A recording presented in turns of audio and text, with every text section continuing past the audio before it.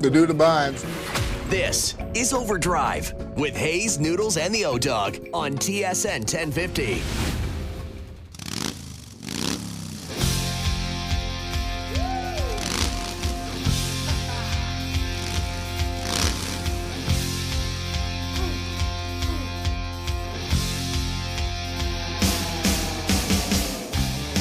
OverDrive off and running on a mail-it-in Friday edition of the show, brought to you by Boston Pizza's NFL Game Day menu. Stop by your local BP for $7 touchdown pints, dialed-in shareables, and weekly prizing up for grabs. Football game days are better at BP. Mike DiStefano filling in for Brian Hayes. We got Keegan Matheson of MLB.com with us, contributor here at TSN. What's happening, pal? Happy New Year. Happy New Year. We got to figure out who I'm filling in for. I need to know which energy. Both. I think O-Dog energy with a sprinkling of Noodles here. What does that entail? I feel like I need to undo a button. Yeah. I need to get that that smoking jacket O-Dog had on down at the World Juniors. I love it. But O-Dog has a lot of nice jackets, too. Good. Have you seen the one, his alumni jacket that he got made for himself? No.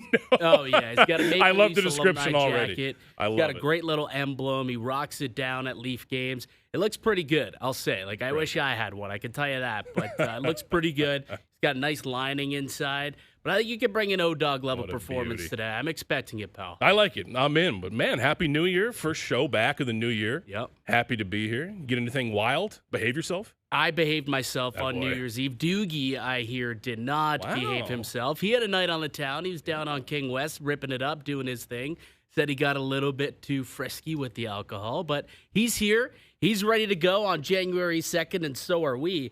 Although Jan 2, like, what's it like as an MLB reporter on January 2nd? Because Boy. it's been a little while since we've had some big news, but like we're getting pretty close to pitchers and catchers reporting here in what, like 4, 5, 6 weeks or so. Like it's gonna come quick.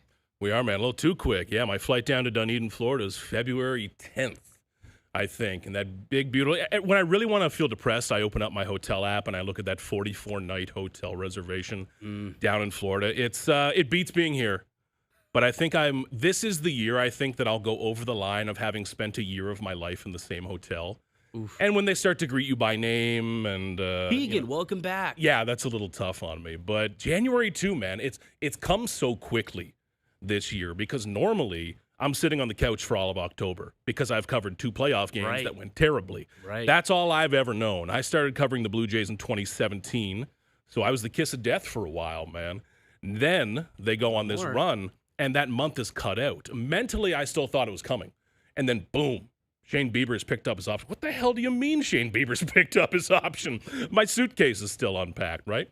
So it's been interesting. Happy to be here today. Just to have a reason to put on pants, clean up the beard, cut the hair. I mean, my goodness, it is that time of year. Really that like, time of year. Yeah, you put on pants maybe, I don't know, what, 3 times, 4 times in between, when you first start your Christmas holidays, in the, December 21st, 2nd, whenever you start them, until, I guess, today, like on the Friday, and then come Monday, everyone's kind of back to work, back to school, back to life. But in between, like these 2 weeks, it's like today's a Friday, but because there was no work yesterday, it was a holiday, really feels almost like it's a Monday in a way. It's a very bizarre Friday, I would say. But Blurry. Lots to get into. I mean, speaking of baseball, there was that report yesterday about Bo Bichette drawing some interest from some teams. The Yankees, the Dodgers, Blue Jays still firmly in there in talks with Bo Bichette. Like, how serious do you think those discussions are at this point with the Dodgers, Yankees? And, does that mean the Jays might have to get going here if they want to bring it back or what? How do you see this whole thing playing out? Baseball off season, baby. It's slow burn. It's a real thrill burn. ride. Don't I wish that we could do the July 1 thing where I could come in here and sit in a suit like we do NHL style, and then I disappear for 3 months. But the MLB off season is a slow burn. It always is, and I think this one more than usual. And I think that Bo captures that better than anyone. Because Bo is not just a good player. I think he's a player that does still have a range of values. Now, if 10 teams like Bo Bichette, from number 1 to number 10, that's a big, big, big gap. Kyle Tucker, I think people agree that he's just really damn good. and he's going to keep being good, and he's going to age pretty well. And Alex Bregman, he's a little older. That's a smaller pocket. You know who he is. I think there's a lot of debate of who Bo Bichette is and who he will be. Now, I'm a big believer in Bo Bichette. I always will be, but I think that free agency is about poking holes in guys. That's why players should probably be as uninvolved in their own free agency as possible. Yeah. Because other teams, like imagine if one of us was looking for a job and we went company to company and they said, you know what, Keegan, I don't like how your body's going to age one bit. I'd say, listen, me either. Fair enough. We didn't fair have enough. to say that Yeah, out loud fair now, enough. did we? So I think that is what Bichette's market could be running into right now. But I think across the board, when you look at the big names, Bichette, Tucker, Bregman, and I'd even add Bellinger into that. Yeah. I think all of these teams with money are sitting there waiting for one of them to do what Bregman did last year, which is take that shorter-term deal with some opt-outs, similar to what Tatsuya Imai just did with the Astros. It's not nearly as much money as we thought he'd get, but he keeps some control and keeps some power by having opt-outs. Everyone's waiting for that to happen, especially the Dodgers. Damn, they're really hoping that happens. But until that happens, everyone's playing this game of chicken, and nothing changes. Now, we hear a bunch of BS about how there's somebody in the lead. There are no leaders in free agency. It doesn't work like that. I promise you that this is not a slow bidding war. It's a slow understanding of where the money is, and then at the end, boom, it's a race. Put your bids on the table or beat it. It's not something where there's a leader who stays in first place for a week. But you're going to keep hearing these names because, baseball media needs to fill space. And I know that I'm part of that. I don't always love how it works. But, man, Bichette it remains the most fascinating option to me because if he does not come back to Toronto, regardless of how that works, even if Tucker comes to the Blue Jays, I think being in the AL East is a big possibility for Bo Bichette. I know nobody's going to want to hear No one wants to hear that. The Yankees, the Red Sox, even the Dodgers now, after what they just did to Toronto in the World Series. Dodgers might as well be in the AL East. Just get all the good teams together. It's still going to hurt. Like, no one wants to see Bo Bichette sign with any of those teams, but it's very likely. I mean, those are teams who can open their wallets, open the checkbooks, and ultimately do have holes in the middle of their infield to place a guy like Bo Bichette on their team. So it makes a lot of sense that they have interest there. But I guess when you look at Bichette, Kyle Tucker, I mean, those are the two guys the Blue Jays want to add to their lineup. I mean, what's the likelihood we see something happen with one or both? Is it still an option to have both those guys? Or at this point, is it the Jays, which would be their top option, do you think? Would it be Tucker or would it be Bo Bichette right now? Tucker. All Tucker. Yeah. And Tucker's the better player. I know there's nostalgia for Bo Bichette, and I get that. Like, I've covered Bo's whole career, and I respect the hell out of Bo. I love covering Bo because that's kind of a game within a game of itself. Getting Bo to play his cards a little bit. He's very reserved, but he's a fascinating ball player. But Kyle Tucker's the better player. Now, that's going to come with more money. Would you rather Tucker or would you rather Bo plus a couple other things? Maybe that's the comparison here, but the both arguments, I know just the word both is Blue Jays fans' favorite word this offseason. They want both. I would argue that Dylan Cease is one of this. It just happened so early. And listen, by no way am I saying that enough has happened at all. Right. I never want to be that guy. But you got the best starter on the market, the most interesting mid-range starter, in my opinion, in Ponce. And then with Rogers, a guy who could end up being the best reliever, the best relief season. Might not have the saves, but he's so damn good. So that's a fantastic start. If they get one, and I fully expect them to get one of this remaining group, that is one of the best off seasons in Blue Jays history. It's the best off season anybody's going to have. And I keep coming back to Bo as the variable, and the reason I believe in Bo is because I think that he can change. Bo, who he is right now, fantastic, good enough. I think that Bo, as his athleticism potentially drops off, like we've already seen, I think he can morph into a power hitter as he gets older. He is as versatile a hitter and can adjust. If you told him to hit left-handed, he'd find a way to bat 200 next year. Well, you saw what he was able to do when he was obviously, didn't have the capabilities to be the athlete that he was throughout the World Series. You kind of saw the power numbers start to pick up where he was like, hey, I can't hit doubles. So I'm going to smack a home run in Game 7 because I can't get to second base. So I'm going to jaunt 4 bags instead. And you saw that. And it's been a few years since we've seen that power from Bo Bichette, but in the playoffs when he came back, it was clearly there. And I'm excited to see if he ends up coming back to the Blue Jays, what he's able to do, if he can remain healthy all season. And if the Blue Jays can continue and just pick up where they left off and see what this year, has in store. Like we always talk about what's on the horizon, right? Like it's 2026 now. The 2025 Blue Jays, it was tremendous. It's going to be very difficult to beat the 2025 Blue Jays. Realistically, the only way to do it is to win one more game at the end of the season. And I think when you look at what they've done this offseason, they put themselves in good position to have that opportunity. But one of those two, whether it's bringing back Bo or making that big money deal to bring in Kyle Tucker, I mean, that's really going to set you up for that opportunity to best the 2025 results. And I'm still in the spot where you need to do that. Yeah. Like when I say that they've done a great job already, cool, great. But you need to do more. Especially since you look around the Major League Baseball and you just see there seems to be some hesitancy around the league right now. And with the impending, potential strike in a couple of years, seems like owners are tightening those wallets at a time where the Blue Jays seem to be loosening their wallets and willing to write the big checks.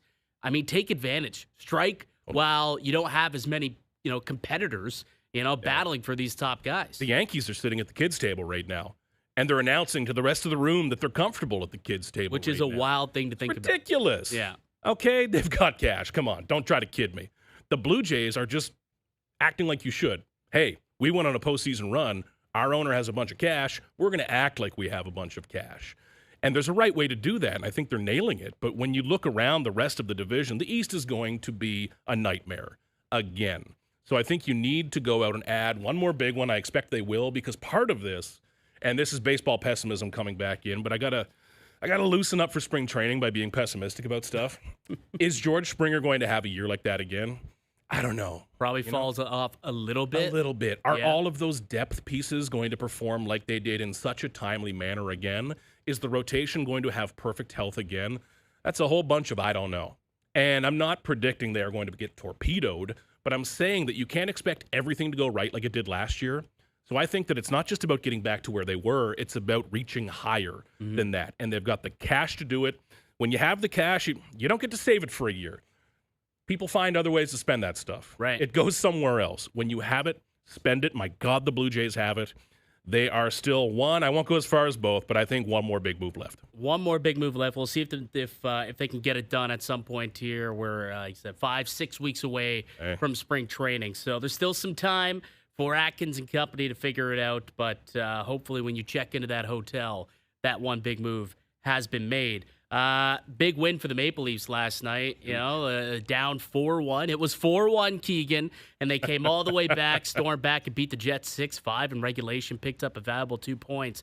But the story of that game was, the vintage performance of Auston Matthews, right? New year, old Matthews. I mean, puts up his first hat trick of the season, got a big-time assist, wins a puck battle down low on the game tying goal from Troy Stecher, and overall said, put the team on my back, I got you guys. And it was a tremendous performance, and one that a lot of Leaf fans have been waiting for, for virtually 2 years. I mean, we've been waiting to see this guy pull out a performance like that where he truly dominates a game and takes over shift after shift after shift. I think we saw that last night. Hopefully that's a sign of good things to come in 2026 for the Leafs. I hope so, and it's so obvious with Matthews, right? You don't need a full game. You don't need the data. You can watch a minute of him, and you see that style of him being back. You see him winning one-on-one battles, separating guys from the puck. You see him going with power back into the center of the ice, into the heart of these scoring areas that he hasn't been doing. And the play has looked... When I say uninspired, I don't mean a lack of effort. That's not my place to say. But I don't see that same burst and that same explosiveness from him lately. Now it's back. And that's when you can start to dream on the Leafs again. I don't mean as the best team in hockey, but I mean as a team that has a pulse. Because coming into this recent stretch for Auston Matthews out of the holiday break, where he's looked like a different player, he's looked like himself again, he was starting to feel like a star that was just out of gas.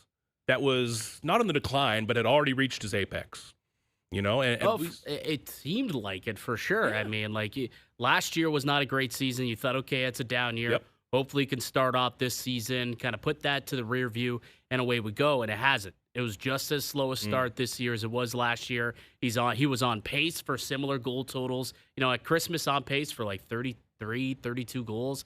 Not what we were expecting out of Auston Matthews. But then all of a sudden, you look at the last 3 games. Again, he did miss a game in there as well in between. So he's only played 3 since coming back from Christmas, but he had 3 points against Ottawa. He got an assist against Detroit, now a 4-point night, hat-trick performance in a big comeback win against the Winnipeg Jets. You blink, he's got 4 goals, 8 points in his last 3 games. And that's what we saw from Austin Matthews back in 22-23. Yeah. And that's what the Maple Leafs need. That's what they need from him.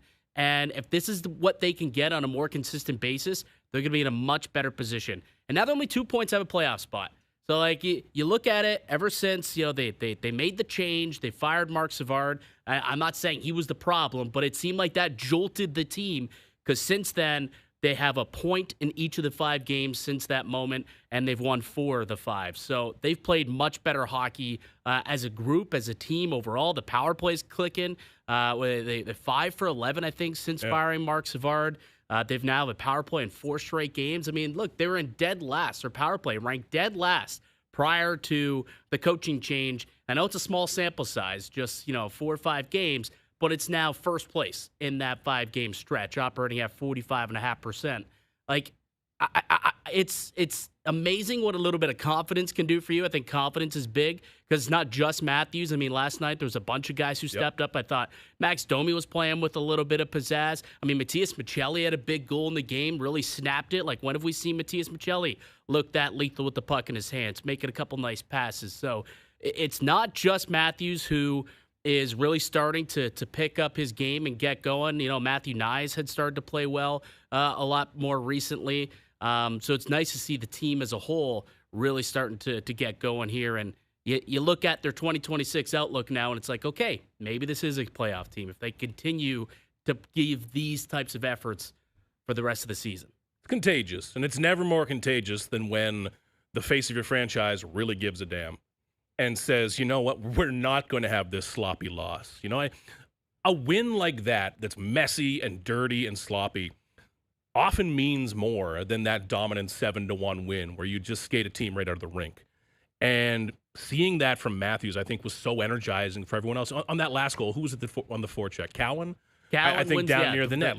Like that is like the result. Berube was probably lighting a cigarette on the bench. Like, that's just his dream. That type of play is his dream. And for all the talk about Berube, I feel like we're getting a little bit closer, maybe inch by inch, to the team that he's envisioning, a team that plays like that. Well, that goal itself is exactly what he envisioned, Bingo. Right? Like, that's just hard on the forecheck, right? You get in there, you forecheck hard, you force them into turnovers, right? And you got the F2 right in the slot, right there to pick up a loose puck, and it's Matthews of all people. Amazing. He's not going to miss an empty net when he has that opportunity. So that's exactly what Craig Berube hockey looks like. And you look at that, a couple of games here over the course of the last week or so, and they are starting to look and play a lot like he wants this team to play. And, the power play's cooking. Defensively, they've been a lot better as well. Troy Stecher, man, like, another big game for Troy Stecher last night. Gets the game-tying goal. He stopped a goal from happening. Really nice play with an empty net to knock the puck away from the Jets player. And, he's just continues to play at a very high level. And this is a guy who was claimed off of waivers, and he leads the team. Nearly 25 minutes of ice time last night. Almost 25 minutes of ice time. And this guy, literally, they claimed him off the streets. He had a one-way ticket down to Bakersfield, the Oilers AHL team, and the Leafs said, all right, we'll take a shot on this journeyman NHLer who's been in the league, been on 6 other teams, and something has clicked. He's playing with some drive, some passion, and he's playing the best hockey he has in his career. And at a time where the Leafs desperately needed it too. Like, Brandon Carlo out, although his return could be on the horizon sometime soon. We have Dreger on in about an hour or so. We'll get his thoughts on his update.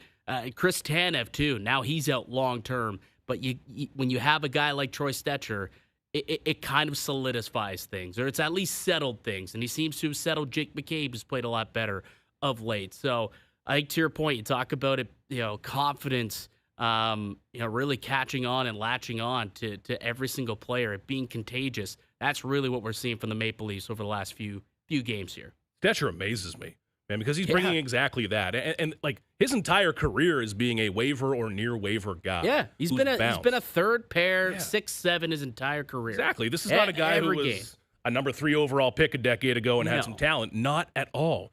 But what you can control when you are Troy Stecher is playing your ass off and having some passion and some energy for this. Like we heard Austin Matthews after that win talk about Stecher. Like you've got the big dog talking about you. You also heard Troy Stecher talking about the crowd and how much that means to him, getting the energy and passion back from the crowd, which has not been given a lot of reasons to be all that excited this year. We know that it's not a sellout every single night and maxed out. We're seeing that energy going back and forth again, which is important. But Stecher just embodies that, man. Because Austin Matthews, he's always going to score. Ideally a little bit more, ideally like this. But it's when you get these pleasant surprises. Man, these stories of the waiver guy who's playing 25 minutes a night and solidifying your blue line and making players around him better. Like, the best you're hoping for from the waiver wire is typically just a grinder to come in and maybe a depth winger to get you a point here. Don't get scored on. Go on the ice, don't get scored on. Just do your job and, live above water. And he's contributing to winning. Like, in a Matthews major quote. way. He said he plays with a lot of passion, a lot of emotion.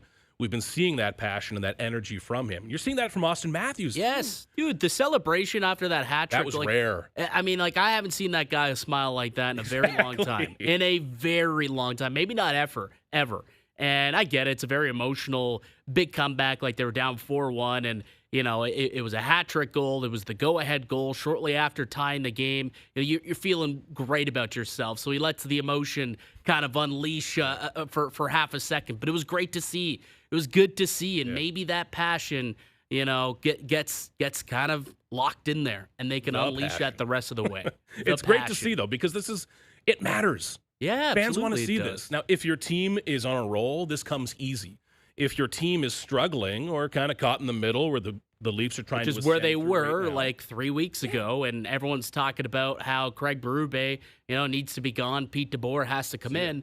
Well, now all of a sudden they've won 4 of the last 5. They picked up 9 of 10 points, and Berube seemingly seems a lot safer today than he did before Christmas, right? Absolutely. So I think much different conversation now. Much different conversation. And the Maple Leafs, they're in a much better spot. Just 2 points out of a playoff spot, and we'll see what they can do moving forward. But you have to be inspired by the way that they are playing, the way they battled back from down 4-1, and it was the captain who led the comeback. Now just 1 goal shy, by the way, of tying Matt Sundin for the all-time Maple Leafs goal-scoring record. Really quietly got there. I mean, it was something that was talked about at the beginning of the season. Like, at some point, Matthews is going to break the record, but then he stopped scoring goals. And so that stopped being a talking point, a storyline, and then he rattles off a hat trick, and it's like, whoa, hold on. He's close, man. He's only 1 goal off now, and almost got it, too. Like, after they made it 6-5, he had an opportunity. Domi, really nifty, kind of between the legs,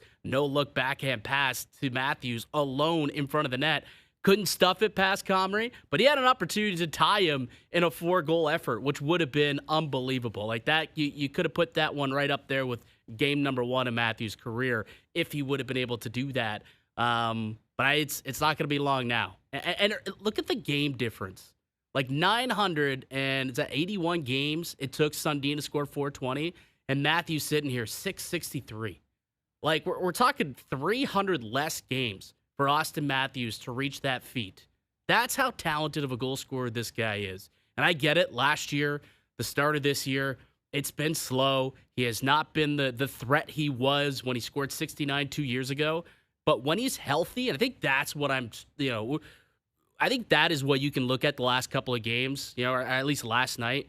When this guy's healthy, when he can physically perform to the best of his abilities, he still can be that MVP caliber player. And ultimately, the Leafs need that. And they needed that last night, and they got it, and they came away with the victory. It was great to see. I'm curious how big a factor that is. And it's something that, again, we'll never be told during the season. The health? Yeah, the health. We'll be told after the season that he had his right arm replaced or something like that. But a player who plays like Matthews, so skilled, but he relies on the physical game to be part of his success. And I think that's what we're seeing him be more physical in these situations, whether it's taking the puck from someone, getting more involved in the center of the ice, driving to the center himself. You see that drive with the puck that looks like a healthy player, looks like a fresh player. And that could be mental as well. The holiday break, you get away from the game work for him for a day or two. Little reset. I don't care if you are the most beloved athlete in Toronto, getting away from a hard season to say, my God, let me exhale for a minute. it still matters. There's still a human element to this, but he looks fresh. He looks energized again. We'll continue this conversation. Darren Dreger going to join us in the 5 o'clock hour. But up next, get into Week 18 of the NFL season. We got our NFL picks. Final week of the season. Team HBO, still, the drive for 25 is alive. And we'll do that next with Luke Willson. You're listening on TSN 1050, up on TSN 5, and on YouTube Live. Tavares backhand towards the goal. Loose puck. Everything scores! Can you believe it? The 2026 World Junior Hockey Championship from Minnesota continues tonight on TSN 1050 as Canada takes on Slovakia in the quarterfinals. Watch it on TSN and TSN Plus. Hear it on TSN 1050 starting at 8 p.m. Canada has the lead. The World Juniors live here. Now, back to OverDrive with Hayes, Noodles, and the O-Dog.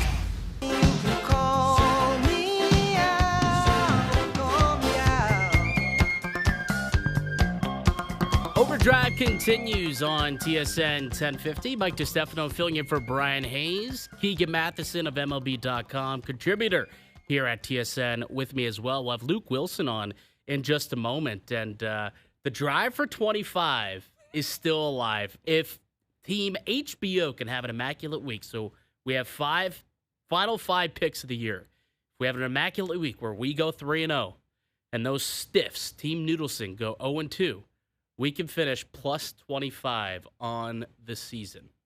Has relegation been brought up? It has been brought up.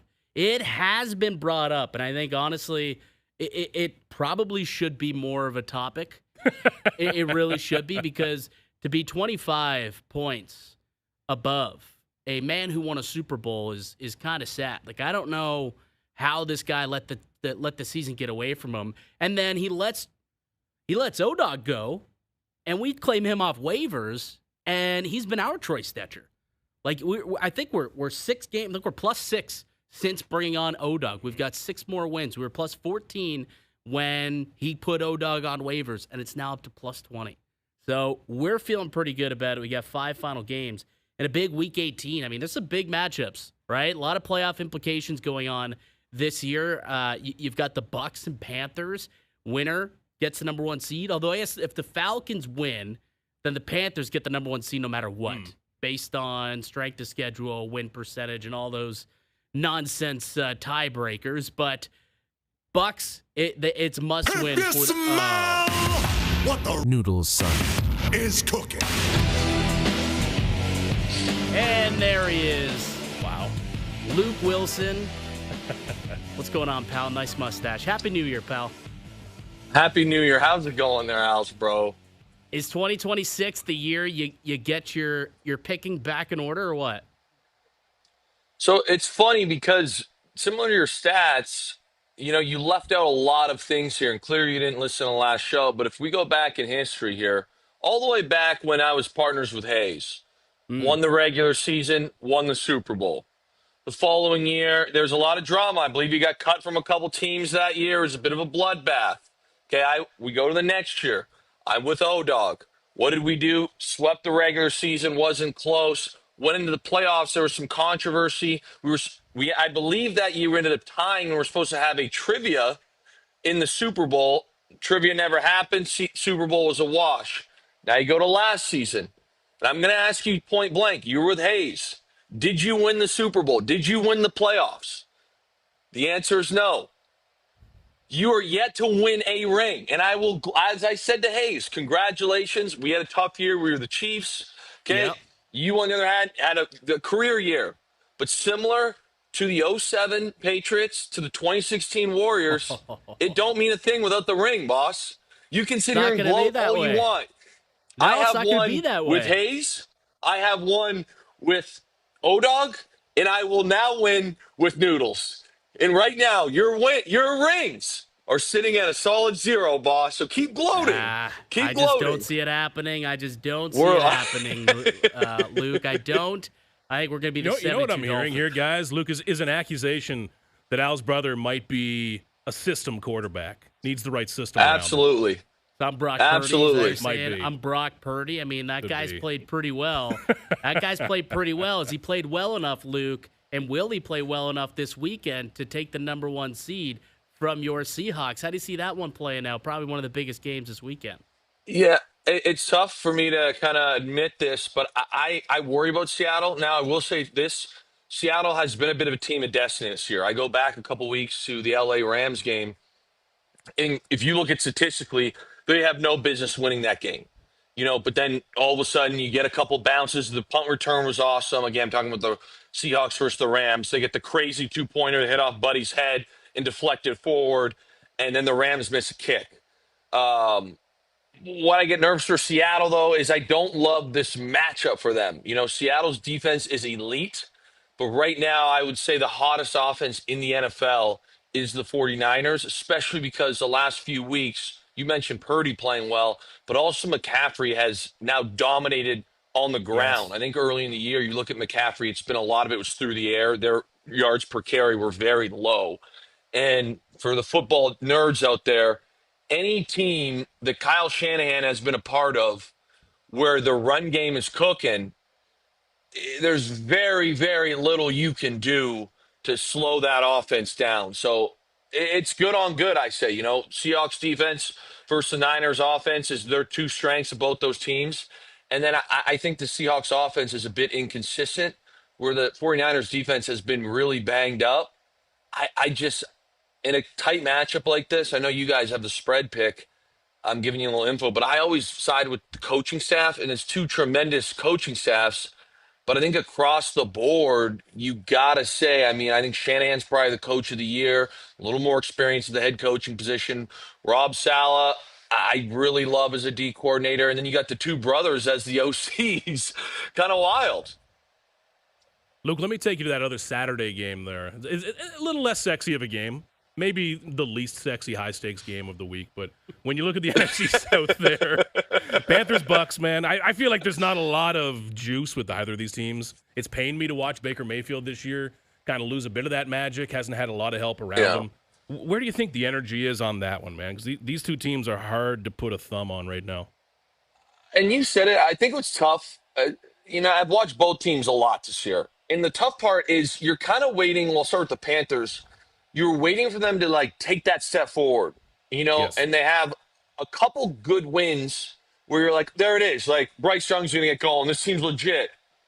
And then all of a sudden you're just like, you flip the game on. You're like, this team is awful. They look terrible, especially offensively. And it's hard to sit there and say, man, this is a team I really want to rally around, or you believe can actually make a great run. Like, can they win one game? Sure. Are they going to win 3 playoff games? In my opinion, there's absolutely no shot. So now you go to Tampa, and for me, now they were decimated with injuries. That's another team who's decimated with injuries, especially on that offensive line. And it's funny because you kind of waited, and it goes to show you how much your offensive line means. Everyone wants to talk about star players, and I'm guilty. I'm the guiltiest guy because it's not as fun to talk about having an offensive line on television. But all of a sudden, we all waited for their star players to get back, and they got back, and seemingly they still stink. I mean, you look at some of the quarterbacks they've lost to, it has been an abomination. And I was talking about the other day, actually, on my podcast, where part of my reasoning, again, the main thing is the injuries, especially on the offensive line, but you can't run the football there. Even the games where the numbers look like, oh, they ran for 119. You take out Baker's scrambles and you take out one explosive run from Rashad White on a few of these games, and the numbers are putrid. And I'm talking averaging 2 yards a carry. So they're just not serious contenders because Tampa Bay also has an awful defense. So I look at this thing and I do believe that there are ways Tampa Bay can score points. We haven't seen it consistently, and can they catch lightning in a bottle? Sure, when you have the type of players that have a receiver. But that being said, if you look at almost every Super Bowl bound or winning team in, let's call it the last 10 years, it's not a lightning in a bottle situation. It's a team that is built on fundamentals that has great aspects and or players within those fundamentals. And I think they fundamentally are not even close to the top of the, NFC right now. So, yeah, A little bit long-winded there, but I would say that game is going to be more of a placeholder. See who gets absolutely waxed in the first round. Yeah, that's it. Like, that's the thing. Like they win the game, and they do need a little bit of help too. So it's not winning you're in for Tampa Bay. It can be for Carolina. So Tampa playing for it is must win for them absolutely. Moving on, probably the biggest game of the weekend, the one that has the most important on the Week 18 slate. Steelers, Ravens. Sounds like Lamar Jackson is going to play. He said 100%. I'm going to be in that game. It's the 40th meeting between Tomlin and Harbaugh. So these two teams know each other very well, and it's winning you're in situation for both of these teams. I mean, how do you expect this game to play out, Luke? I'll tell you what, I think on paper, everyone thinks, oh, the Ravens are going to, roll with this thing. And I don't buy that. I think they can win. But this is a rivalry where every game seemingly is an absolute battle. Even in the past, it seems like Tomlin for years has been able to find a way to split. Now, obviously, they won earlier this year. So I think the key matchup is slowing down the Ravens' run game. But then I look at the last game they played. The Ravens, I believe, had like 217 Yeah. rush yards or something like that and still lost. So Lamar, to me, is a premier guy in this league, but he has not had a great year. And generally speaking, the Ravens as a whole have had very bonehead moments in big games. I think turnovers, I think drops. So they've done nothing this year, and I mean nothing, to really make me feel better that they won't have those moments. And this isn't a one-time thing. I mean, Alex, bro, you can talk about some of them. It's been years of this stuff in the playoffs, Oh, yeah. you know? And I sit there and I go, okay, sure. The Steelers had a chance to beat the Browns last week, and they blew it. Well, 4 or 5 weeks ago when they got absolutely blown out by the Bills, everyone was writing them off then, and they went on a very nice winning streak, including going to Detroit and holding Jahmyr Gibbs and Montgomery to 12 total rush yards. Like, this team's got some juice. The problem is DK Metcalf has jammed them. That's Yeah. just, and I obviously love DK, played him for a while, but some stupid Lions fan in a blue wig is currently the Ravens MVP because not having DK, even when he's not catching the ball, is such a big ordeal for how Aaron Rodgers operates. So he's going to need, whether it's Miller, whether it's Thielen, whether it's the combination of tight ends, whether it's MVS does the opposite of what he did last week. They need somebody in that receiver room to step up this week if they want to have a chance. Yeah. If the Ravens end up winning this game, they should send a T-shirt and a hat over to that Detroit Lions fan. They really should. Ridiculous. They should send him one for that one. I do got one more for you before we get into the picks, Luke.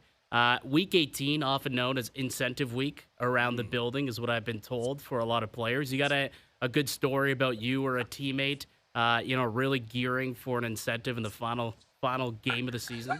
So, I got a good story. I don't know if I'd say it's a good story.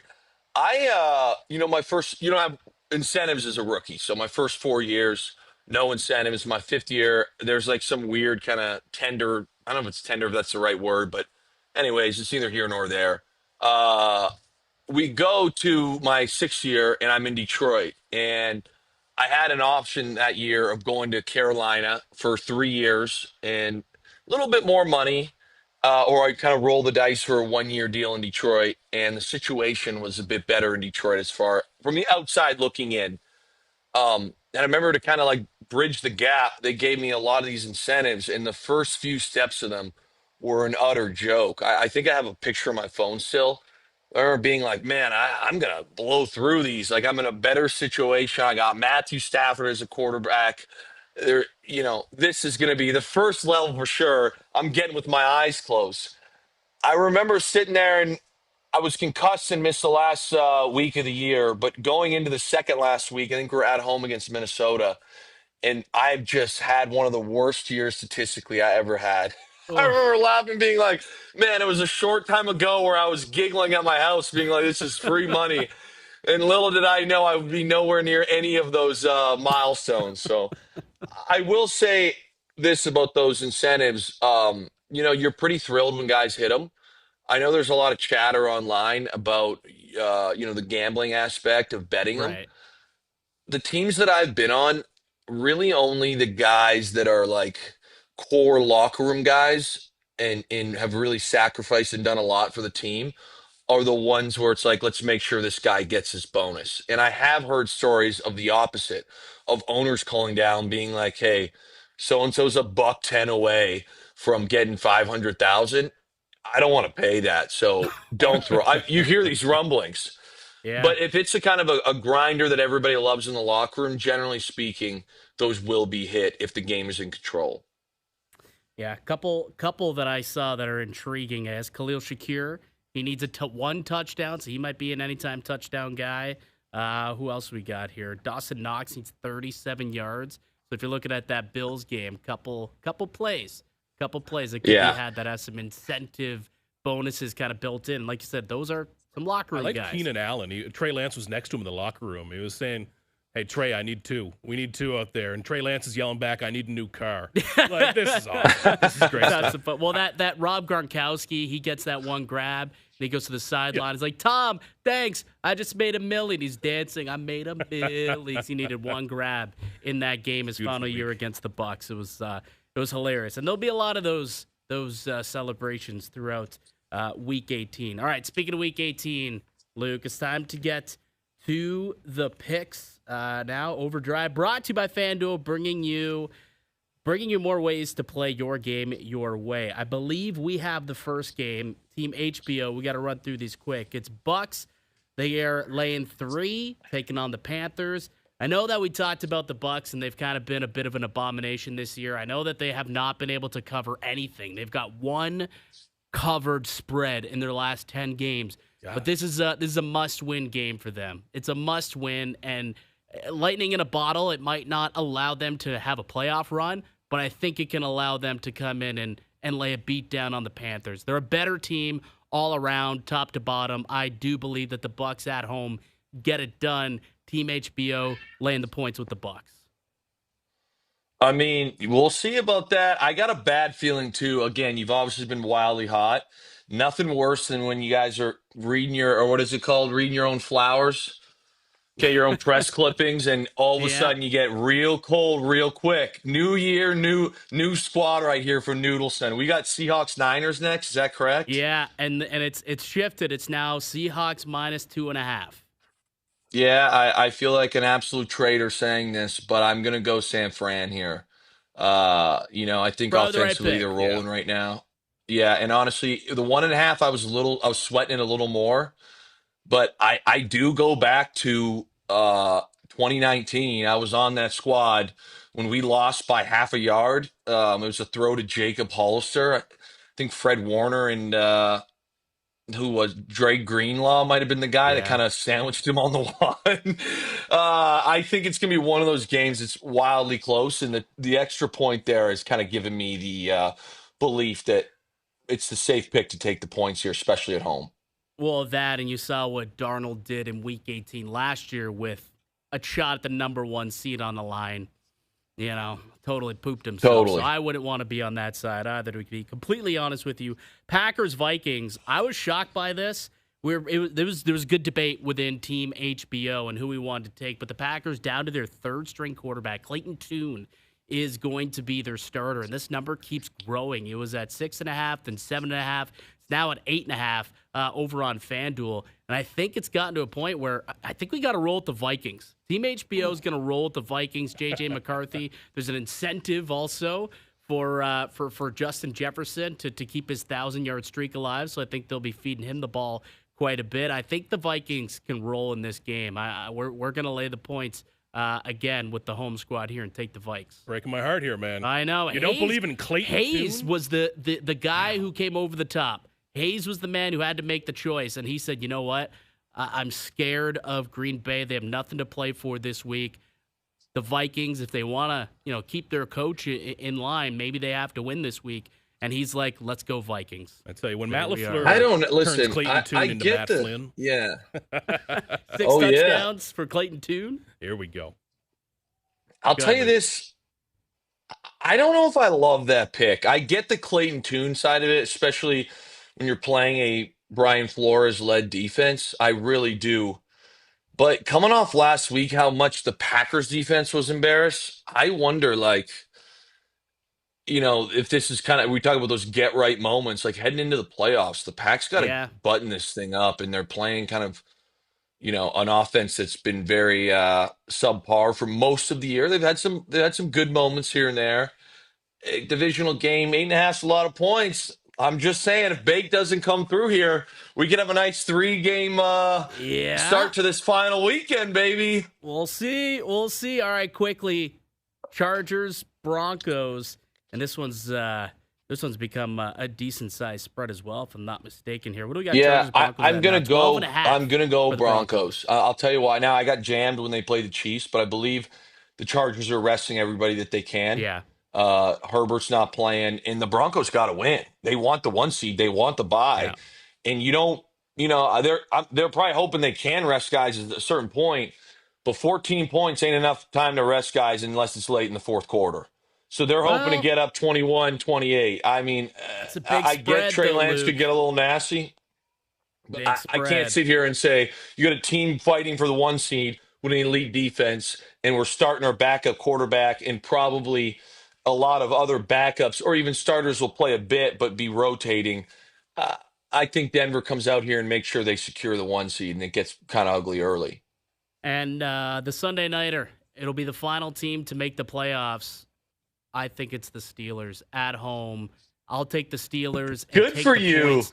3.5. Good for you, Als, bro. 3.5, that hook is big. If it was 2.5 Ravens, I probably would have been there. But I think this is a field goal game. The Ravens, I think, likely win it, but I think it's close. It goes down to the final kick, and I think that the Steelers will at least cover the number for us. They have a chance to win.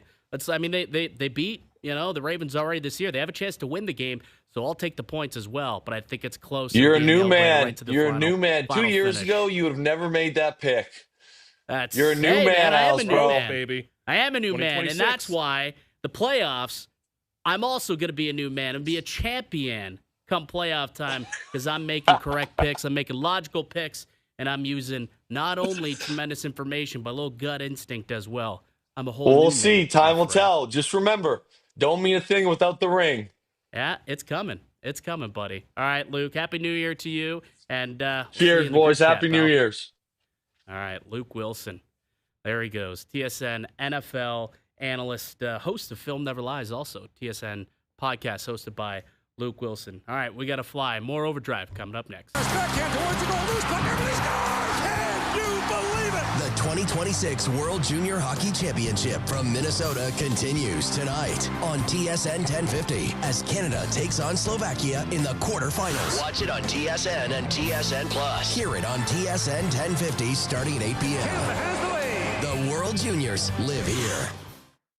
Now, back to OverDrive with Hayes, Noodles, and the O-Dog.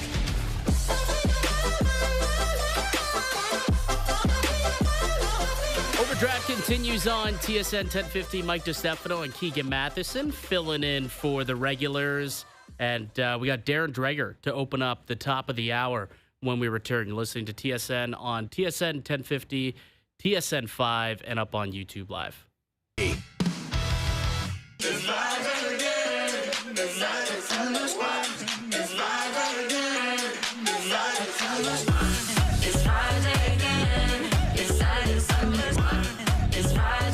Mail It In Friday is brought to you by Boston Pizza's NFL Game Day menu. Stop by your local BP for $7 touchdown pints, dialed-in shareables, and weekly prizing up for grabs. Football game days are better at BP. Yeah, we were talking about in the break. Really good Week 18 slate in the NFL. Yeah. Some really good football watching both Saturday and then Sunday, and then you got that late game. You got the Pittsburgh Steelers. You got Baltimore Ravens. You got one playoff spot on the line between those two. The 40th meeting between John Harbaugh and Mike Tomlin as head coaches. Like, those guys know each other. There's a real rivalry between those two teams. I can't wait for that game. And to finish off the 2018 season or the 2025 regular season slate with those guys, winner moves on, loser goes packing. I mean, the NFL script wrote it pretty well. Good couple I would days. say. The afternoon Sunday, I can fill that with dumb bets in my own time. No problem. But to have some actual marquee Saturday and Sunday nighters, and the Sunday nighter too, man, like Aaron Rodgers Is this the last hurrah? Lamar Jackson, there's a ton of noise out of Baltimore. Like you're a diehard Packer fan. One-time lover. Then I learned a single thing about him, so I changed my mind. Yeah. Man. What do I don't you think? know. Where does he go next year where he can be this again? I don't think he goes. I think it's Pittsburgh or nothing. Bridge guys at Pittsburgh or nothing. And if it is, it feels as though it's like it's a package deal with him and Tomlin. Yeah. 'Cause I don't know if he'd want to come in with. It would depend on who the coach is. Yeah. Like maybe if he's got a good relationship. A coach that he had previously in Green Bay possibly, but it feels like those two would have to be a package deal, and it might have to, it might hinge on whether or not they win. 'Cause if they miss out on the playoffs this year, it's possible that Tomlin, he's been there a long time, could get the boot, and then if he leaves, does Aaron want to come back? That's a question that I think we'll all want answered come Monday when we know what happens. I think he understands his own mortality a bit more now. Like, he's not going to come back and make some team sign the ghost of Randall Cobb and someone else he played with 10 years ago again. I hope that's out of him. Yes. But he can only be one more year, a bridge guy who's loosely competent, and God, he needs an O-line. But I'd love to see him still pull off some magic because I do have those Packers years in my brain. I'd love to erase the last 5 or 6, but man, when you give him a clean pocket though, and he gets off a throw, he can still sling it. Special. He can still sling it. That's for sure. On the ice, the Team USA, Sweden, and Finland all announcing their Olympic rosters today. The notable countries, at least, are announcing who's going to be taking part in the Olympic Games. Canada did it a couple days ago on New Year's Eve. Couple, notable omissions. We always talk about who didn't make it. Instead of celebrating who made it, and forget them. Austin Matthews, captain of the Leafs, now captain of the Team USA. Jack Eichel, right? Jack Hughes. They've got their families. They can text them. Yeah, exactly. We all know who made it. And realistically, it's pretty much the exact same roster that they brought to the Four Nations. I think the only difference is Chris Kreider and Adam Fox. Those are the only two players who are not going to be at the Olympic Games, who are at the Four Nations. And instead, they've added, who did they add in front? Tage Thompson, Clayton Keller, and then they have a healthy Quinn Hughes who's going to be there as well. Outside of those 3 players, the exact same team that did finish second, but obviously took Canada to overtime at the Four Nations. But there's a couple glaring omissions from that list that online everybody's talking about, and Jason Robertson being the number 1. I mean, you talk about American goal scorers and just, scores in general.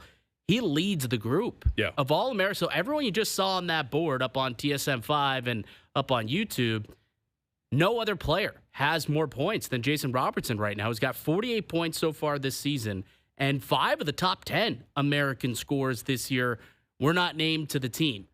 Jason Robertson being the most notable, but Cole Caulfield as well. A big omission. Alex DeBrincat, also a big omission to the team. Lane Hudson on the back end. Adam Fox, who's been a staple for, to Team USA internationally over the last few years. Norris winner.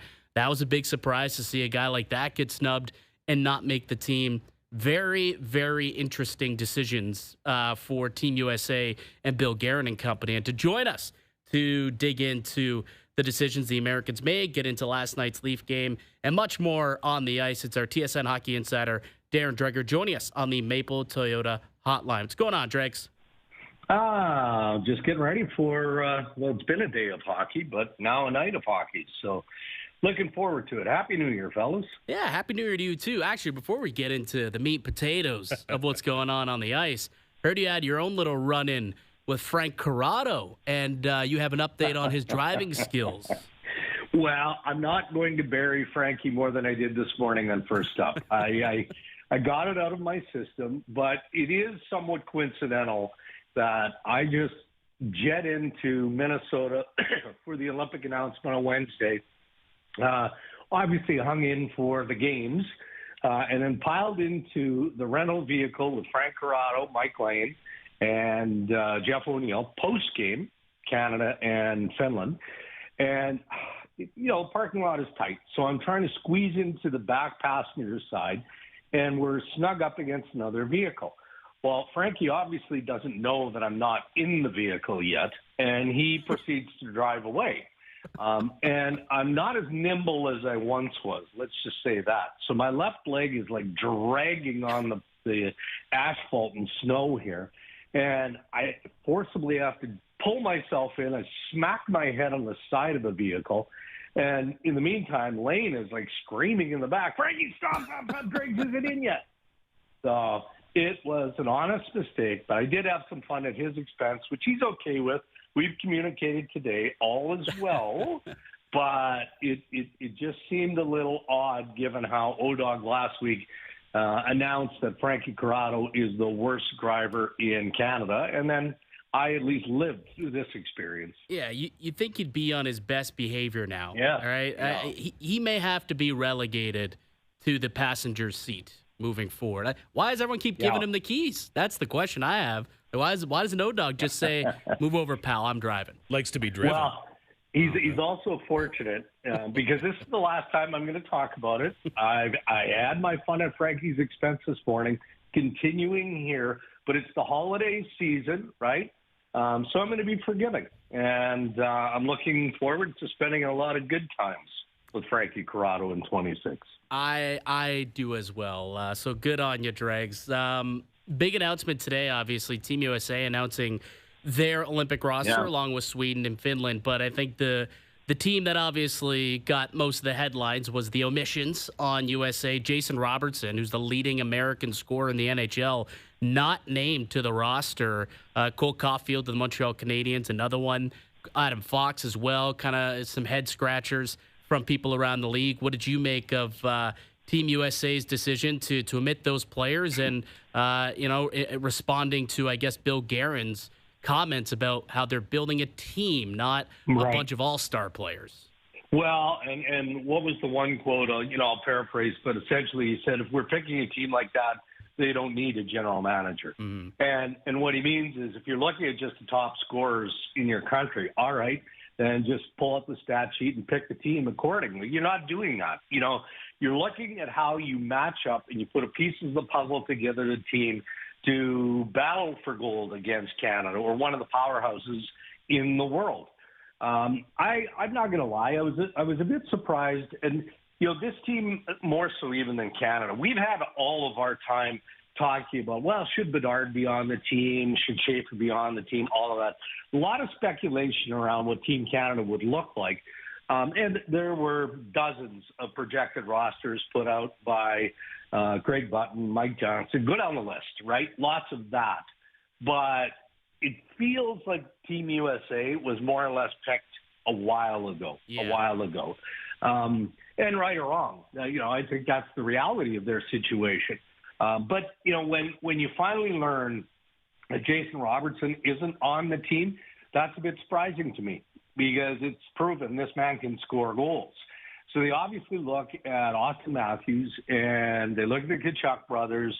They look at all of the other areas, Jack Hughes, go down the list. I mean, you look at their lineup, they've got some offensive scoring punch there. There's no doubt about that. You look defensively, that blue line looks rock solid, despite the fact they don't have Adam Fox. So maybe they felt like, okay, we need full, well-rounded players. No different than Team Canada and how Canada assembled its lineup. You can't just have players who are deemed, fairly or unfairly, to be one-dimensional. But I do remind, too, if we're looking at Robertson guys more for me than Cole Caulfield. Yeah. I feel like I would have been surprised if Caulfield was on that team because, again, we've reported on this for months, and Cole Caulfield always seemed like he was on the outside looking in. But no different, again, than any other country here. There's a lot of time between now and the drop of puck in Milan, Italy in February.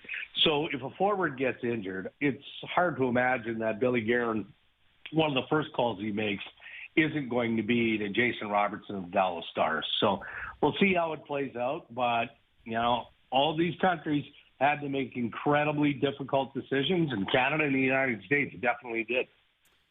Well, speaking of, injuries could possibly be a thing. Have you been able to kind of uncover what the backup list could possibly be for Canada, the list of players who they have still involved in the testing and might get their call if injuries do arise?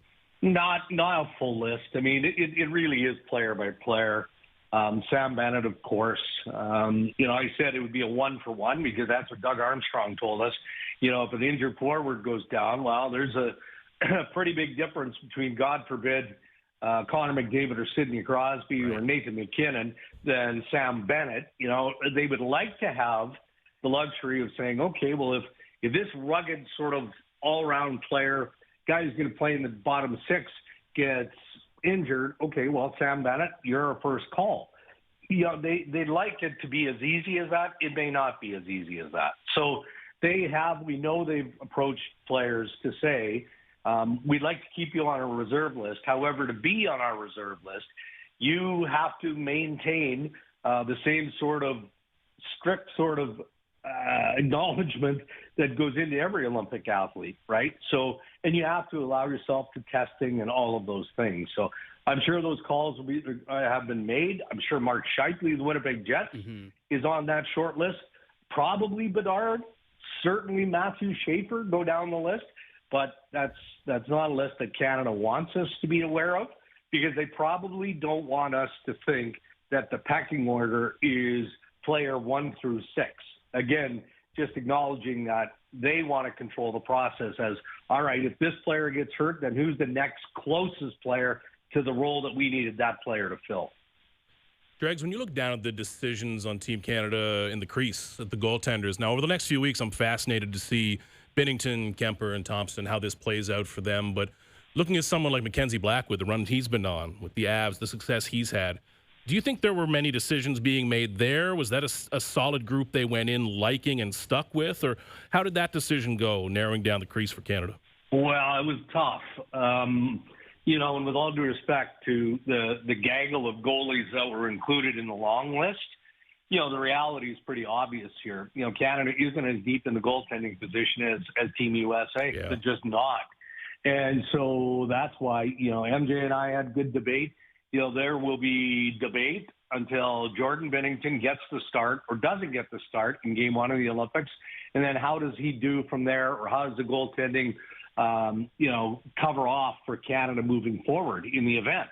The third goalie, I think, was the one that probably took the most discussion, because I do think that Logan Thompson and Jordan Binnington have essentially been the tandem for a long, long time.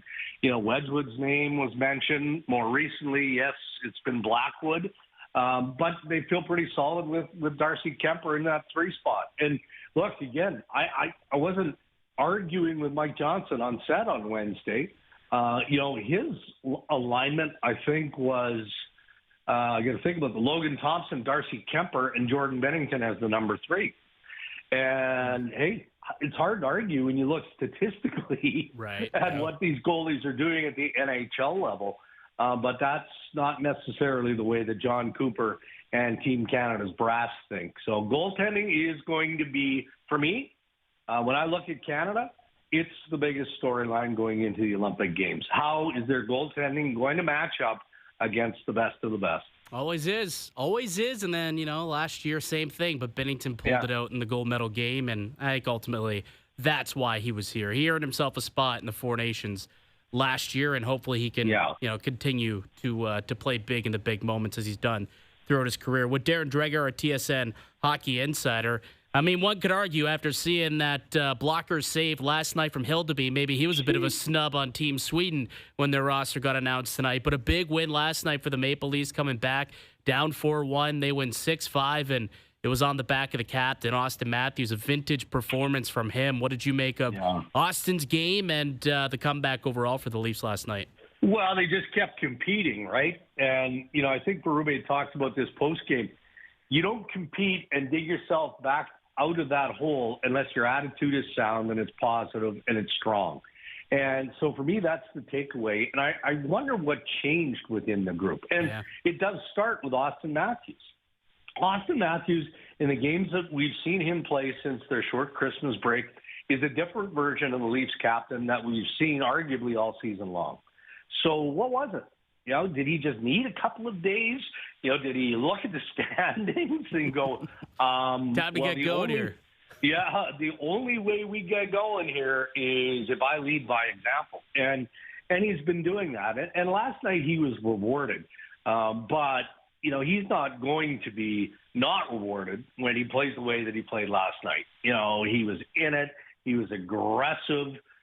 Just all the things that Austin Matthews can do as a superstar in the National Hockey League. But more important than that was how it was clear everyone, I don't know, at least in the later stages of first period on, was invested. Yeah. Michelli now is playing like a player that is a useful piece to the Toronto Maple Leafs. Max Domi had one of his better games last night. I'm a huge fan of Matthew Nyes. I always have been. But when that guy is going, he's a bull, and he's near impossible to stop. Their defense seems to be more in tune. And again, to revisit Berube's postgame, I think he acknowledged that there's connection now among the players. Yep. And, man, have we seen that for a consistent period of time this year? I'll answer that. No, we haven't. And that starts from the crease out. And for that team to bounce the way that they did when Joe Woll got pulled after the fourth goal, and then you just acknowledged the blocker save. We all saw Joe Woll, when they won the game, come off the bench and look up at the score clock and the video scoreboard to see the save again, and he was smiling. Yeah. And, he was as much a fan as every Maple Leaf fan in the building. So they've got some good mojo happening around them right now.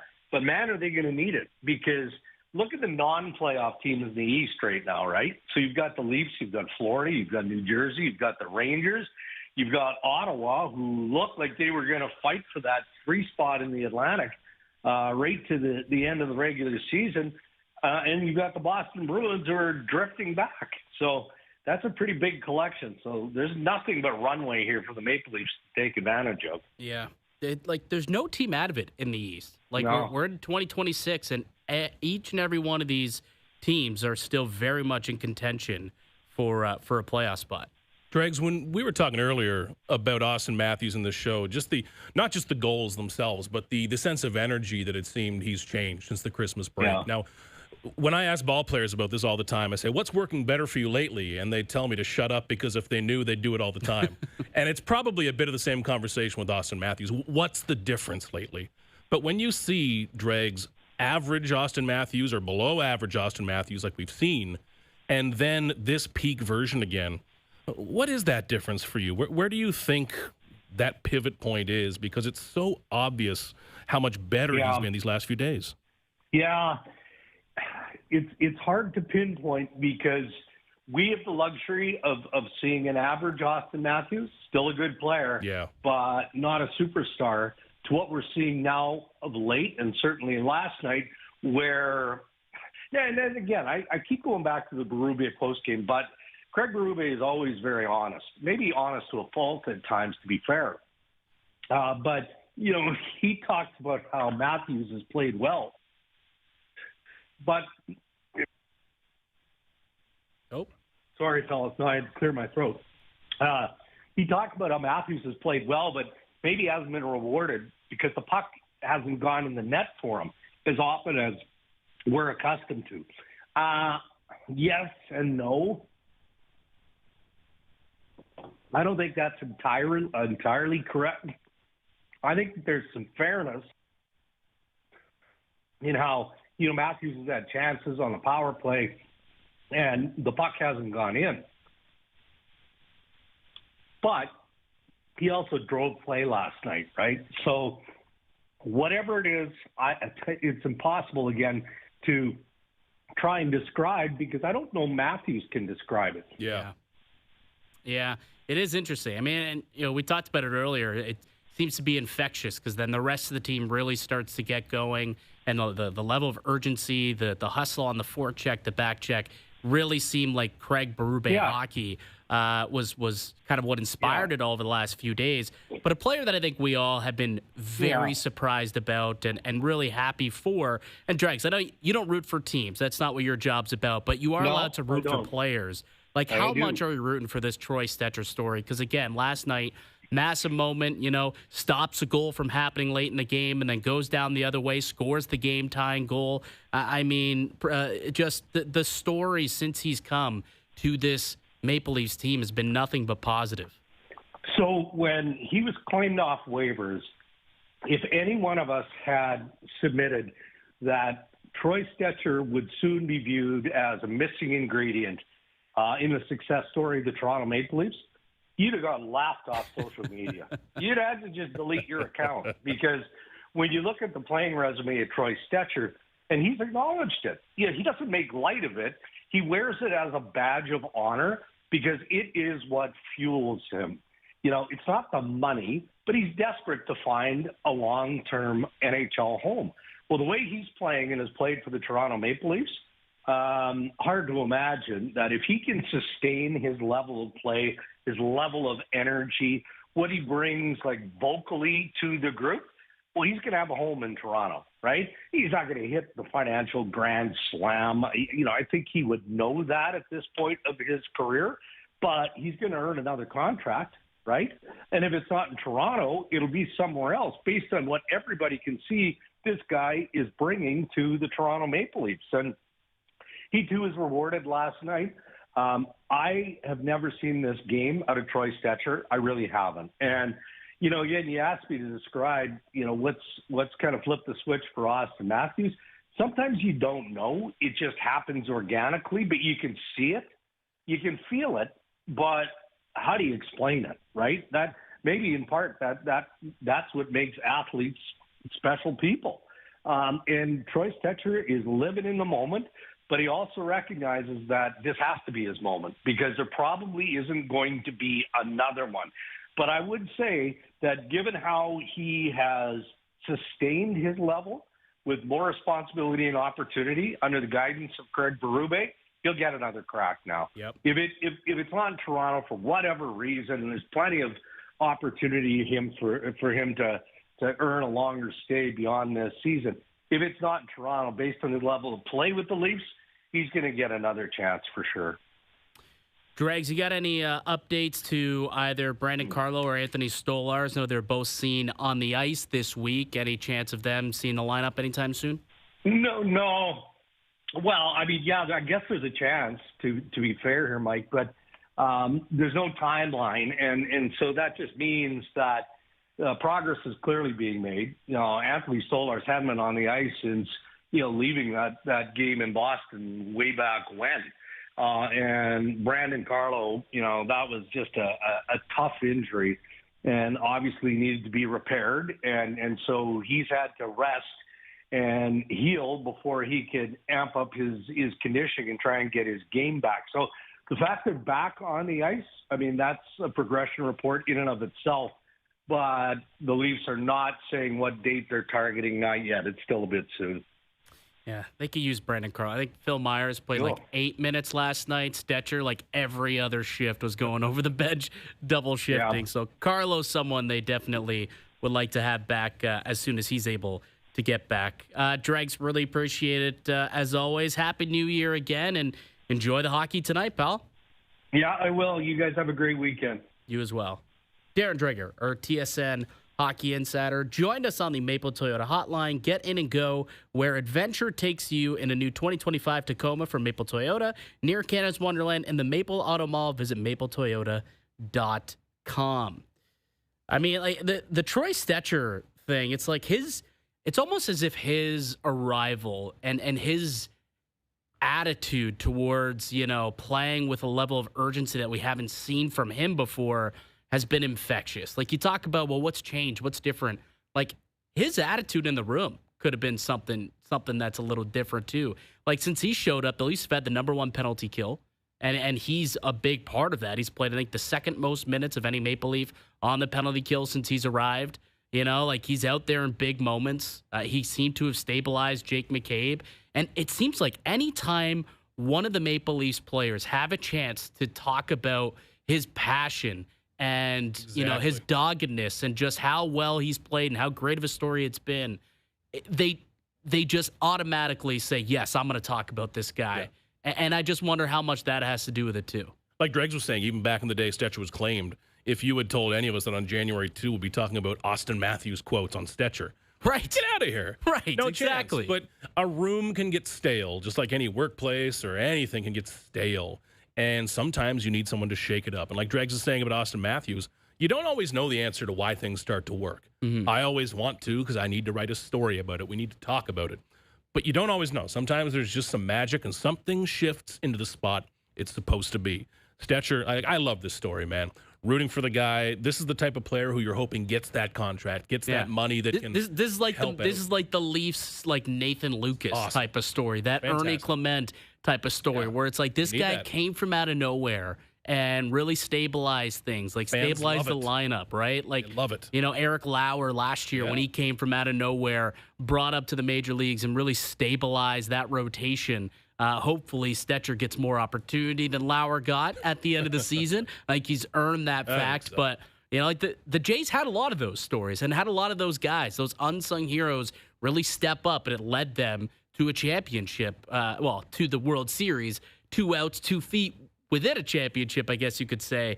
So the Maple Leafs, maybe they got one here, you know, in an unsung hero type of story with Troy Stecher. They could use a couple more throughout the lineup, you know, like Matias Michelli showing up was nice. He had a big goal last night. He's played a lot better as of late. So they could use a couple more guys step up. But if 34 can get revving and get rolling and get going like he has, 8 points his last 3 games, 4 goals, first hat trick of the season last night against Winnipeg, that's when this team is going to realize that they have an opportunity to really get themselves back in the fight this season. So that's ultimately always been the big question, is can we get that vintage Austin Matthews back? And last night you saw shades, and you've seen shades of it returning last night. It all kind of came together, and it was a big effort, a big win for the Maple Leafs, 6-5 comeback win, and Matthews led the way with a hat trick. All right, we got to fly, but on the other side, little ABC zip. We're looking ahead to 2026. Should be a lot of fun. I'm Mike DiStefano with Keegan Matheson. You listen to OverDrive on TSN 5, TSN Live up on YouTube.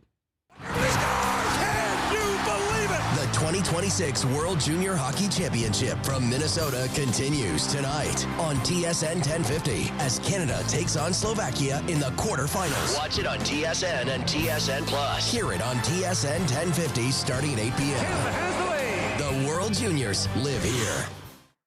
Now, back to OverDrive with Hayes, Noodles, and the O-Dog.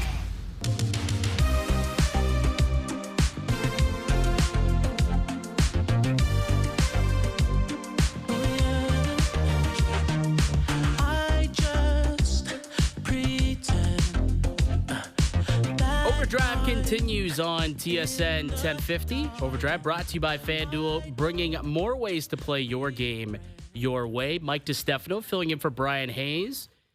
Keegan Matheson with me of MLB.com. We debuted this segment a couple of months ago. I was hosting the show, and it just kind of fit perfectly. And we thought, you know what? It's our first show of 2026. So let's do the segment ABC's It, looking ahead into the future of 2026 and things that I think can come true in the sports world in 2026. Are you ready? Ready? So you got to tell me. I see it happening. Here is incredible. Folks at home watching on YouTube can't see the creative department here. Good stuff. It's sprawling. Good stuff. It's like Mad Men, actually.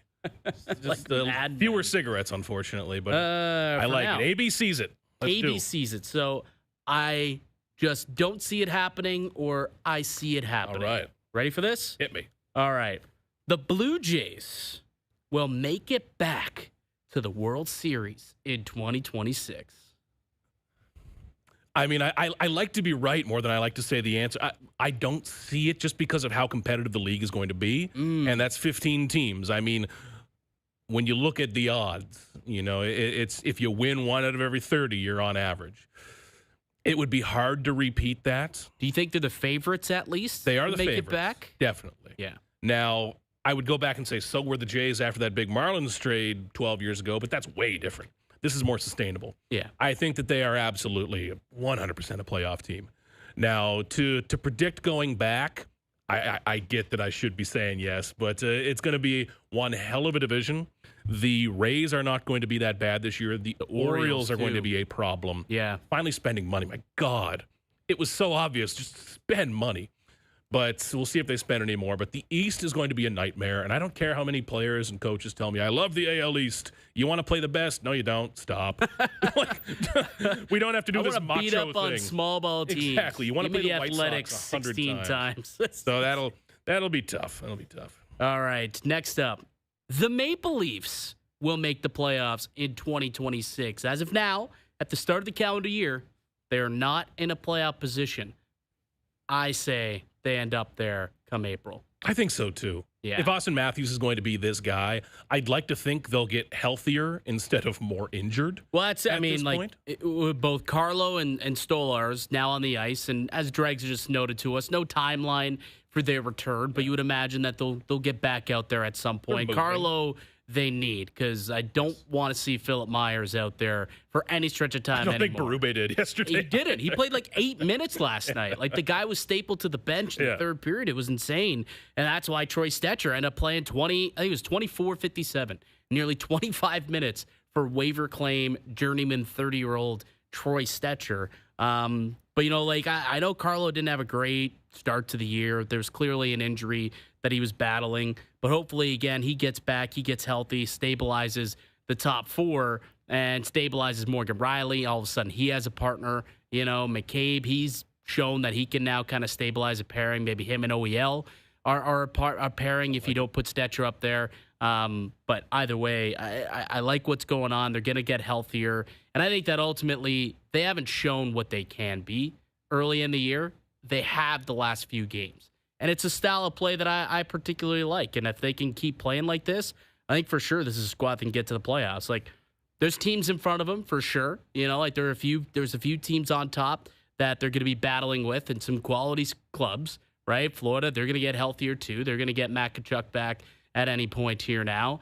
But ultimately, I still think that Toronto is a team that will be able to finish probably most likely as a wild card team. Yeah, we're looking at it up here on TSN 5 now. I mean, Buffalo's won 10 in a row.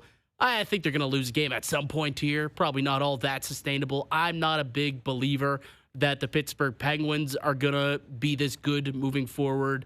So really, it's,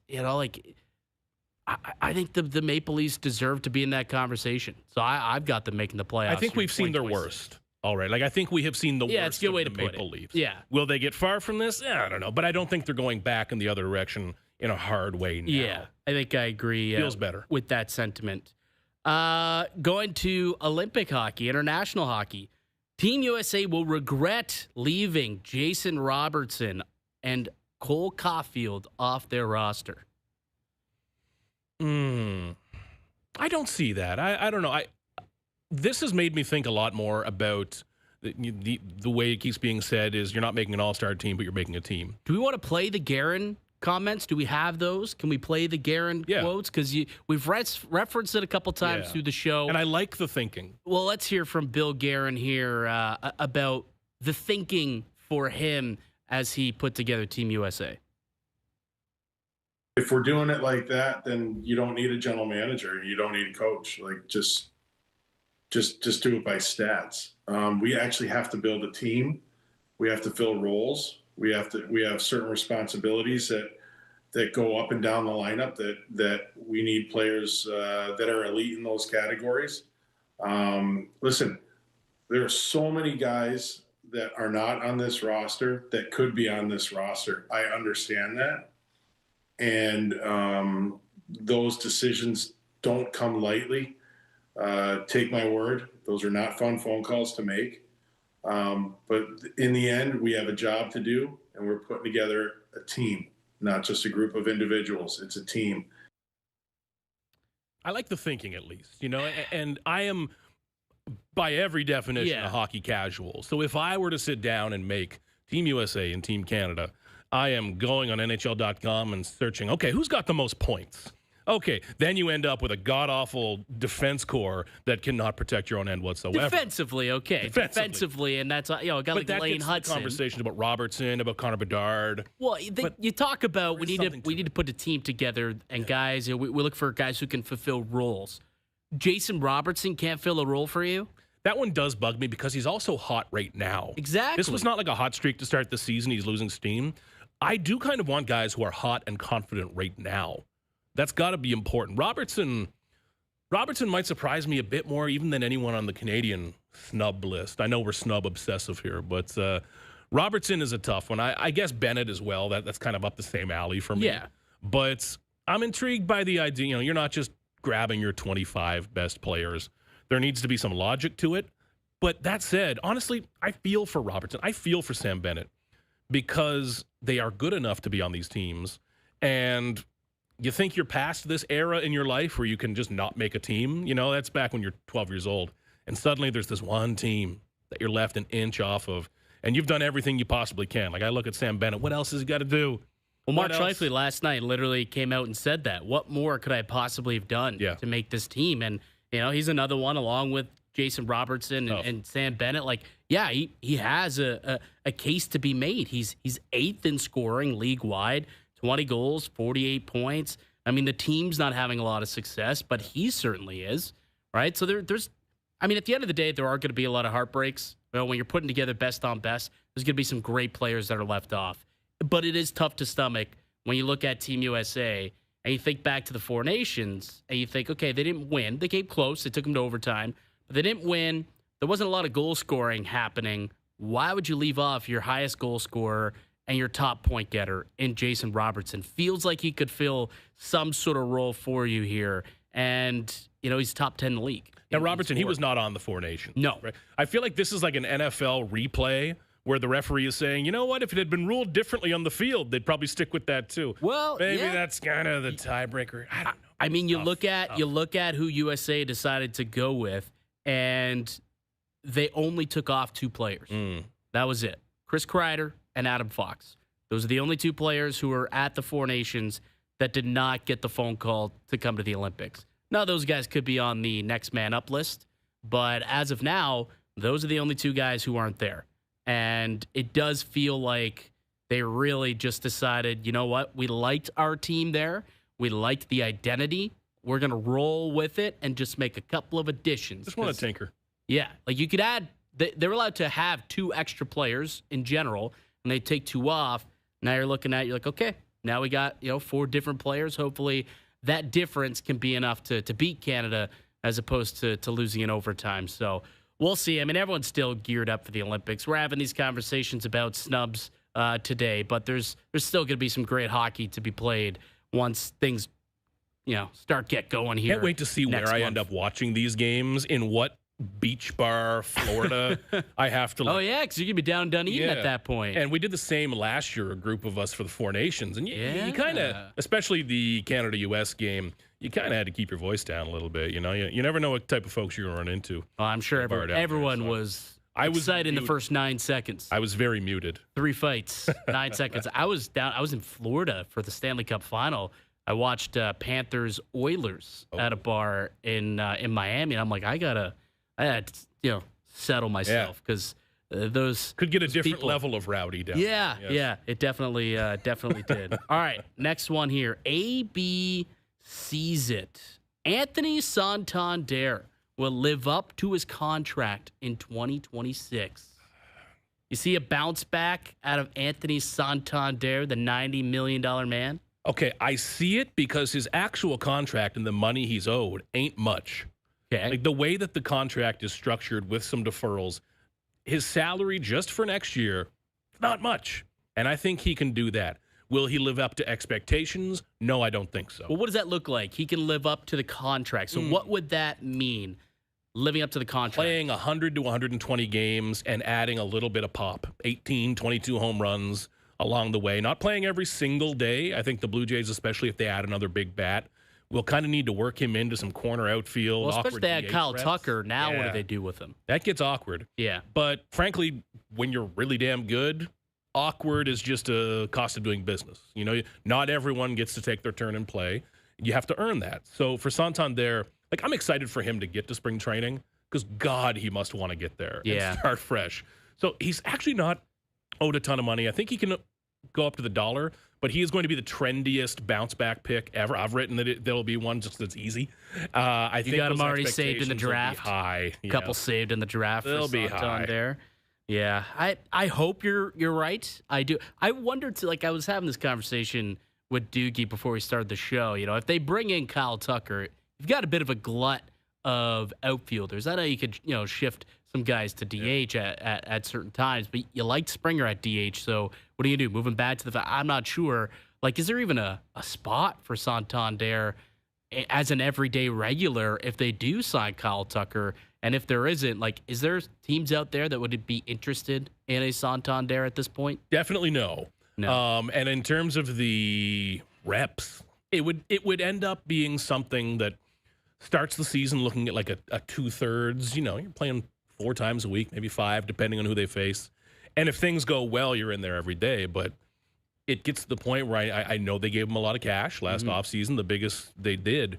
But you got to play. And I'm excited to see him healthy. I'm looking forward to that for him, man, because that's a rough first impression. And he's a beloved guy. Teammates, everyone loves the guy. So I hope he gets a chance to show that because it's been really tough. All right, last one for you. Bit of a spicy take, I might add. Patrick Mahomes and the Chiefs will not rebound in 2026. I think the dynasty might be over, man. I think it might be over, and I think this is a team, they will probably be competitive till the very end, and, maybe next year, this time, we're talking about them fighting for a playoff spot in Week 18, but I think the era of them being the team to beat is over. I'm buying it. I can see that. Yeah. And I think they have a lot of change coming up on offense, too. What's Travis Kelce going to do? We'll see. Rashee Rice, I think a year down the road, will be looking at a contract. And he's a great receiver, but he's not an outside alpha. Also, when he's on the field. Keep him on the field. But he's not a, prime Devontae Adams outside he's alpha. not your X guy. No, he's going to take a lot of those Kelce type of targets. Xavier Worthy is fast. That's about it. And, God, who's the running back going to be? I think Rashad Smith is going to be the only one under contract. Bring Kareem Hunt back for a 17th year. Yes, he's running as fast as I am. So this needs to be when they get ahead of themselves and say, hey, the glory's been great. We need to And that defense is getting any younger either, right? Yeah. That defense has been around. Chris Jones, another year older. Yeah, they're paying the debts for the championships now. Well, and you'll take that. You'll take Absolutely. that. You go to 6 straight AFC championships. You win a few Super Bowls. You went to a couple that you lost. I mean, they've made their runs, and that was a dynasty. The Mahomes, Kelce era of the Chiefs the last 6 years. I think you can say that this was a Chiefs dynasty, and I think it's over, man. Every team ages out. Yeah, and I'm not saying that they'll never win another championship, but I don't think it's going to be next year. Yeah, they've got to pivot. They've got to retool, not rebuild. The good thing is they do got the most important position, under wraps. So he'll be coming off an ACL injury now. So no full off season for him to recover, and he'll be really just rehabbing all off season. So they get off to a slow start. I don't think next year's the year they rebound. I'll take the under. Yeah, I like it. Whatever it may be. I like it. Speaking of unders, I got my FanDuel best bets. Those are coming up next here on OverDrive. Backhand towards the goal, loose puck, everybody scores! Can you believe it? The 2026 World Junior Hockey Championship from Minnesota continues tonight on TSN 1050 as Canada takes on Slovakia in the quarterfinals. Watch it on TSN and TSN Plus. Hear it on TSN 1050 starting at 8 p.m. Canada has the lead. The World Juniors live here. Now, back to OverDrive with Hayes, Noodles, and the O-Dog. Just watch me dance.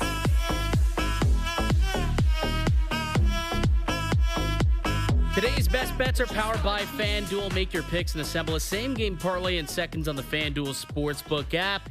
Looking at the hockey slate tonight, Canada at the World Juniors.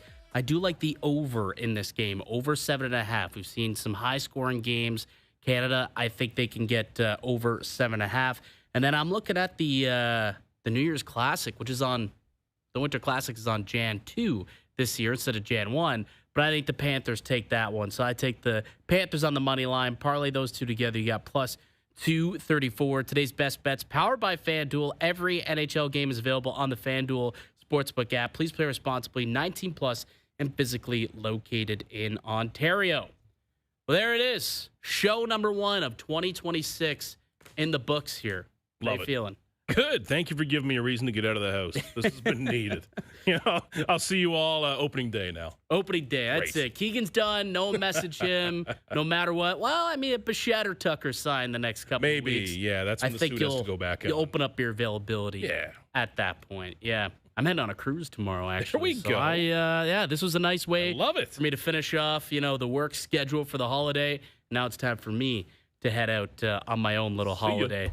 But, really fun show. Really appreciate you, Keegan. Boys behind the glass. Enjoy the games tonight. That'll do it for us today. The boys will be back Monday at 4 p.m. They'll chat then.